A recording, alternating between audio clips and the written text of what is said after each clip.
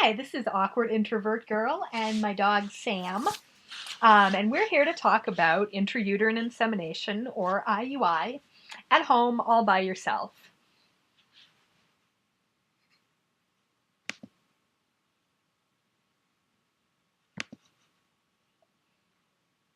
So, the first question people ask us, especially Sam, is why inseminate yourself at home using intrauterine insemination?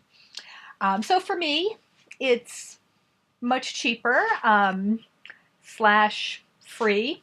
Um, Although there, you will end up spending a little bit of money on supplies, potentially. And also, it's important to me as a person that I don't really need a clinician telling me what to do with my body or attempting to control my fertility. I think there's some good feminist reasons. Also, my body, my bathroom, my rules. I get to be completely in control of the process, which is a thing I like. Um, and then on a more practical level, no small talk. Small talk is the worst. Um, if you're at home in your bathroom, it's just you. And you don't have to talk to anyone about the weather. I mean, it's New England. It is unpredictable. Can we move on?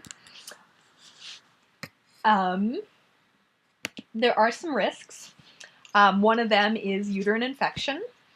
So sterilize your stuff, and I'll talk about that in a minute. Cramping. Washing your sperm helps with that. If you're getting sperm meant for intrauterine insemination from a sperm bank, it will already be washed. Although if you're getting sperm meant for any other kind of insemination, it might not be.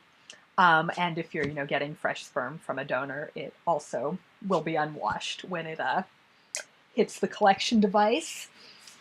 You might have some cervical tenderness or bruising or bleeding. Another risk, if someone's helping you, is, your partner or your helper or your friend or your neighbor seeing your junk, which you may or may not want. I do have a trick with a mirror and some duct tape coming up later if you don't have a helper available or don't want to ask your neighbors to do stuff that involves seeing your junk. Valid either way. Semen's icky. That's just a reality. Sam disagrees with me on this point.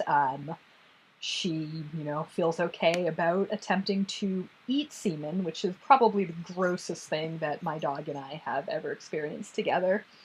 And she does some gross stuff. She does some great stuff too, huh, Sam? So there's that. You really want to have your pit bull on hand.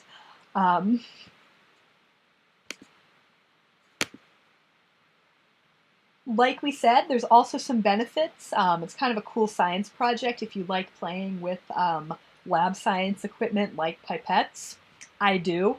So yeah, it's a fun science project. Again, cheaper, you're smashing the patriarchy, you're in charge. Kind of hella empowering in my experience.